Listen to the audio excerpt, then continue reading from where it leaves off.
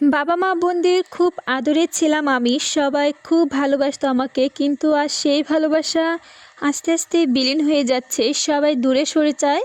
মায়ের ভালোবাসাও আজ আমার কাছে ঝাপসা মনে হচ্ছে। মায়ের মুখের দিকে তাকাতেও ভয় হয়। সুখে দুঃখে দিন তো আর থেমে নেই, সে চলছে তার নিয়মে। আর আমার জীবন খাতায় যোগ হচ্ছে এক একটা কষ্টের দিন। দিনগুলো বড় অসহ্য লাগতো আমার। কেন এত তাড়াতাড়ি রাত চলে যায়? আরও কিছুক্ষণ রাত থাকলে কি এমন ক্ষতি হতো? দিনের আলো যে আমার কাছে দুর্বিষহ লাগে। দিনকে আমি খুবই ভয় পাই। আমি জানি সে আর ফিরে আসবে না। আমি কি করে কথাটা বাবা মাকে বলবো? তারা বারবার জিজ্ঞেস করছে। এই দুটি বৃদ্ধ মানুষ আমার জন্য ভেবে অস্থির। তারা জানতে চায় আমার সাথে সৃজনের কি কিছু হয়েছে নাকি। কি বলবো তাদের, আমি নিজেই তো জানি না কি হয়েছে। 15-20 দিন পর হঠাৎ সৃজন আমাদের বাড়িতে এসে হাজির। বাবা মা ওকে দেখে খুব খুশি। তারা ভাবছে এতদিন আমার হিল্লে হলো। আমি সেদিন ওর সাথে কথা বলিনি। রাতে খাবারের পর আমার ঘরে এসে আমার কাছে ক্ষমা চাইলো সে। আর এমনটা হবে না কথা দিল সে। আর কি, আবার সেই দুর্বল নর্তকীর অপমান সব ভুলে গিয়ে আবার নতুন আশায় বীজ রোপণ করা শুরু করলাম। পোড়া মুখে হাসি এলো। বিধাতা মেয়েদের শক্তি দিয়েছে অল্প, বুদ্ধি কম, হৃদয় দুর্বল, শক্তি কিন্তু সহ্য সেটা পুরুষদের ছাড়িয়েছে। সেখানে একটু কর্পণ করেনি। দুদিন আমাদের বাড়িতে সৃজন আর আবার ব্যবহার করে দেখে কারো উপর বোঝার কোনো ক্ষমতা নেই। এই মানুষটার ভিতরে অন্যরকম দুষ্টু আত্মা ভর করতে পারে। আমার ভয় লাগছিল, এই ভালো মানুষের মধ্যে অন্যরকম মতলব নেই তো। বেশি দেরি করতে হলো না। রাতে সে আমার হাত ধরে বলল আর কিছু টাকার দরকার, তাই সেই ভয়টাই পেয়েছিলাম। ঠিক তাই হলো। মনি কাউকে কিছু বলল না। তোমার কিছু গহনা আমাকে দাও, আমি কিছুদিনের মধ্যে ফিরিয়ে আনবো। তোমাকে তো ঢাকায় নিয়ে যাব। মনে মনে হাসলাম, এই না হলো স্বামী। পরদিন সকালে কিছু গহনা নিয়ে চলে গেল সৃজন। বলে গেল সামনের সপ্তাহে আসবে। মনে মনে বলতে লাগলাম হয়তো এই শেষ যাওয়া। কিন্তু আশ্চর্য হয়ে সত্যি পরের সপ্তাহে সে ঠিক এসেছিল। মা আমাকে চাপ দিয়ে বলতে লাগলো শ্বশুরবাড়িতে নিয়ে যাওয়ার জন্য। আমি ওকে বলতে রাজি হয়ে গেল। বলল ঠিক আছে, আমি পরশু এসে তোমাকে নিয়ে যাব। আমি মাকে বললাম সৃজন পরশু এসে নিয়ে যাবে। কিন্তু মা সেটা মানতে চাইছে না। আর আজ গেলে আর কবে আসবে তার ঠিক নেই। আজই মাকে নিয়ে যেতে হবে। সৃজন অনেক বলে বাড়ি থেকে বেরোলো। আমি যে ভয় পাচ্ছিলাম তা না হয়।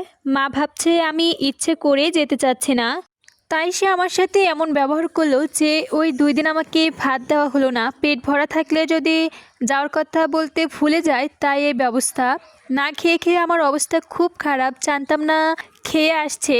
আমাকে না খেয়ে মা খেতে পারেনি। পাড়াপড়শি গঞ্জন তাকে ব্যবস্থা করতে হচ্ছে। সৃজন তার কথা রেখেছে, ঠিক সময় মতো এসেছে। সৃজনকে দেখেই মা তাড়াতাড়ি রান্না করে আমাদের খেতে দেয়। সেদিন রাগ অভিমান করে আমার মূল্যহীন শব্দ ছিল। এসব অন্য কারো, আজ আমার জন্য প্রযোজ্য নয়। দুপুরে খাওয়া দাওয়া সেরে বিকেলে শ্বশুরবাড়ির উদ্দেশ্যে রওনা হই। কপালে যাই থাক, আগে বাপের বাড়ি তো ছাড়ি। ফাঁসির আসামিকে যখন ফাঁসির মঞ্চে নেওয়া হয় তখন সে নিজের ইচ্ছে মতোই হেঁটে যায়। তাকে জোর করে হাঁটতে হয় না, কারণ সে জানে আর কোনো উপায় নেই, যেতেই হবে। আমি জানতাম শ্বশুরবাড়িতে আমাকে বরণ করে তোলা হবে না। সেখানে অনেক অপমান গঞ্জনা সহ্য করতে হবে, তবু উপায় নেই, যেতেই হবে। সত্যি বলতে কি, আমার কোনো কিছুই চাওয়ার ছিল না। দুবেলা দুমুঠো ভাত আর কিছু আশা নেই। কোনো মতে দিন কাটানো। বাড়িতে ঢুকতেই দেখি শাশুড়ি দরজার সামনে এসে দাঁড়ানো। আমাদের দেখে ঘরের ভেতরে চলে গেল। আমি ঘরে ঢুকে তাকে সালাম করলাম, কিন্তু সে কিছুই বলল না। আমি জানতাম এমনই হবে, তাই মনে করার কিছুই নেই। আমার শাশুড়ি নিজেই কিছু না বললে শুধু সেই ক্ষেত্রে তৈরি করে দিত।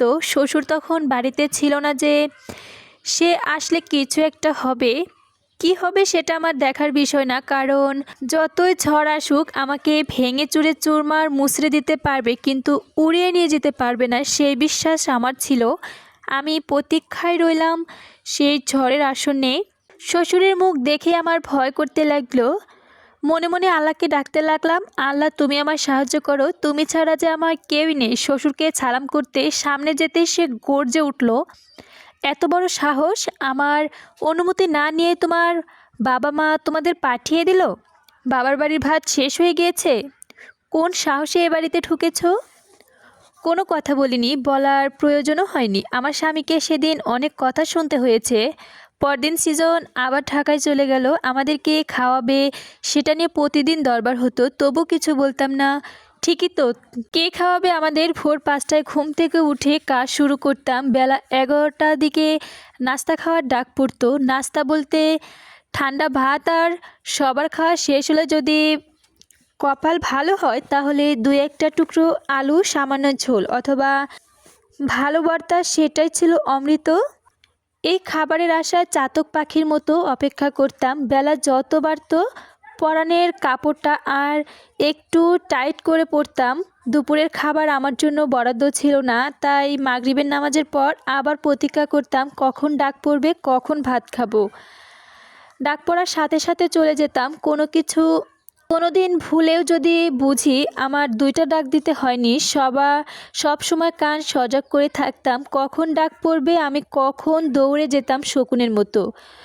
তখন আমি মানুষের মধ্যে ছিলাম বললে ভুল হবে, কারণ আমার শিক্ষা দীক্ষা, আত্মসম্মান সব কিছু বিসর্জন দিয়ে শুধু দুমুঠো ভাতের জন্য মনটা উতলা হয়ে থাকতো। ভালো লাগা, মন্দ লাগা, অন্যায়, ন্যায়, অন্যায় এসব আমার কাছে মূল্যহীন।